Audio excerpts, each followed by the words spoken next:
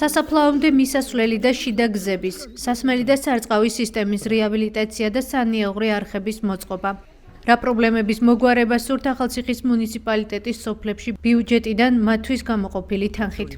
ახალციხის მუნიციპალიტეტში სოფლის მხარდაჭერის პროგრამის ფარგლებში მოსახლეობასთან შეხვედრები დასრულდა. პრიორიტეტების დოკუმენტი შეიმუშავეს და საკრებულოს დეპუტატებმა კითხვებისა და მოსაზრებების გამოთქმის გარეშე ერთპიროვნულად მხარი დაუჭირეს.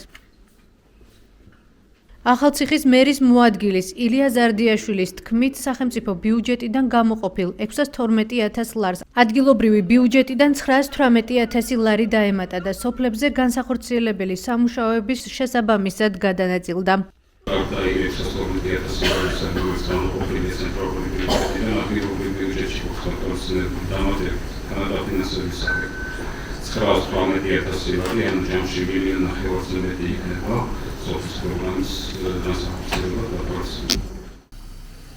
პრიორიტეტების დოკუმენტის მიხედვით მუნიციპალიტეტის სოფლების თითქმის ნახევარში შიდა გზების მოწესრიგებას დაუჭირეს მხარი.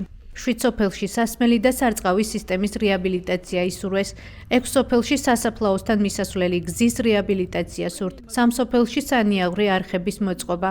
1 სოფელში საბავშვო ატრაქციონების, 3 სოფელში გარე განათების, 3 სოფელში სპორტული ტრენაჟორების მოწყობა და 1 სოფელში სასაფლაოს შემოღობა. ახალციხის მერიამ პროგრამის ფარგლებში მოსახლეობასთან შეხვედრები 6-24 თებერვალს აწარმოა. ამ ეტაპზე არსებული ინფორმაციით ბიუჯეტიდან ჯამში 1,530,000 ლარის გამოყოფა იგეგმება.